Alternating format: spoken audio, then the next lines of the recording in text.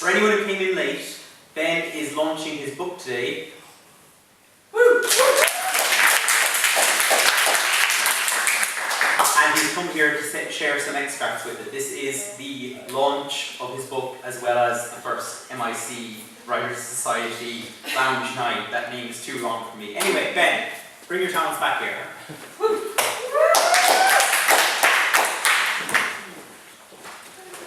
Sorry, I'm back again. Sorry, it's going to be short, I hope. Okay, now this is chapter 8, and this is a person that I've never actually read about before. It's the villain of the first book. He's called Marco Bishi, and he is insane. And yeah, we'll see how this goes.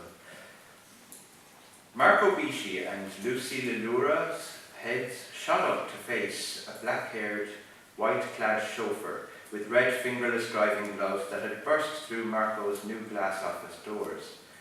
"It was you!" the chauffeur yelled through a black moustache, pointing a gloved hand at Marco. Another brown-haired man stormed into the office after the chauffeur. His wide frame was covered with an open beige trench coat over a black shirt and trousers and a long red tie, fluttering from the shirt collar around his thick neck. "You took the money I saved up for my wife's heart surgery," the chauffeur continued. "Mr. Perkins and I have proof of fraud right here," the man in the trench coat shouted, whipping out a phone from a pocket. "We've got you, Mr. Bishi, or I'm not Eddie the investigator."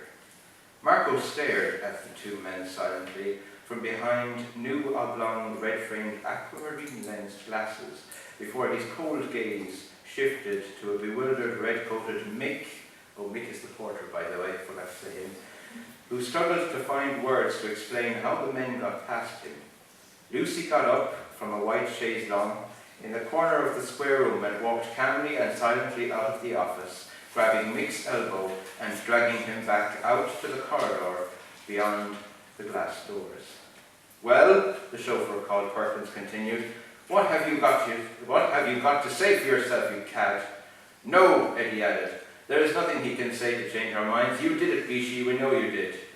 Marco slowly took his crossed legs down from where he had them perched on the surface of his glass desk and smoothed his freshly bloodied hair over his ears before sitting up straight on his clear reinforced plexiglass chair. His thin pale right hand, now with bloody fingertips, moved to a drawer cushioned with white silk under the desk before he sat still, watching the two men closely. "There's nothing I can say?" Marco asked them in a very cold and calm voice as his face turned even redder, his blood-red hair aglow. "Very well then." He whipped out a powerful gun with a pearl-white handle and shot them one after the other. The two men fell to the floor, Eddie stone dead and the chauffeur still writhing despite the bloody hole in his chest. The white wall had two large bullet holes in it. Behind the fallen men, Marco got up and stormed over to the dying chauffeur, his glasses slipping down his nose to reveal his canary yellow eyes. You shot me," Perkins stammered, as he stared into Marco's yellow eyes with terror in his own. "How perceptive for a stupid twit! You're fired!" Marco snarled before shooting the chauffeur in the head. He stripped the red fingerless driving gloves off the chauffeur's hands and worked his own hands into them, clenching his fingers into fists and opening them again.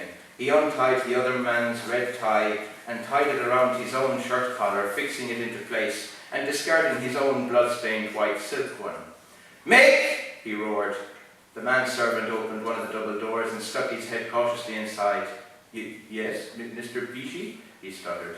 "Clean up this mess," Marco snapped, as he placed the gun back in its drawer before grabbing up a cigar from a white box on a nearby sideboard and biting off the end of the roll of tobacco before lighting it. "Now, you parasite!" Mick retched emptily, as cigar fumes hit him in the face. He crept lightly across the tiled white floor of the office, in red boots, to where the corpses lay, the hem of his long red doorman's coat flapping off the porcelain squares beneath him. Marco stormed over to one of the floor-to-ceiling windows, one of which was a disguised door, and stepped out onto a glass balcony. Lucy appeared outside the office doors and peered in to see Mick dragging the dead bodies across the floor by their armpits over to a white panel on the wall. Lucy walked into the office, her eyes watching Marco carefully through the open window as she approached him. Mick pressed a button on the wall, which opened the white panel, and he pushed the dead bodies through, before shutting the portal with a click and pressing another button. White smoke blasted out of the seams of the panel, accompanied by a roaring sound. "Mr. Bishi," he called nervously to his employer, who ignored him. The bodies have been incinerated." He darted out of the office, narrowly avoiding the pools of blood left on the tiled floor before Marco could call him back. "My dove," Lucy breathed, as she put her arms around Marco. "You must watch your temper, or all the illusions we've built together will crumble. And what is with the new attire?" "You're pathetic," Marco snapped at her, the cigar smoke slamming into her face, making her cough. "I alone built the illusion of Marco Bishi. The time has come to shatter the illusion completely now that I know hellhounds are in Browser, and my new tie and gloves are my own choice." "Hellhounds?" Lucy repeated in a puzzled voice. Marco ignored her and whipped out his phone from an inside pocket, scrolling down the contacts on it as Lucy looked on. "Silver? Oh, Silver!" Marco seethed into the phone when the call was answered. "I'm on my way. Have the car ready." He hung up before Mr. Silver could reply from the other end of the phone call. "Let's have a blast, Lucy!" Marco roared into the sky. "Browser's gonna burn!" Thank you.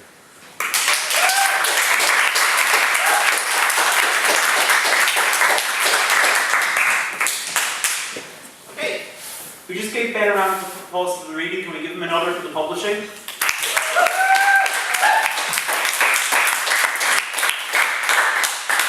And another just to embarrass him.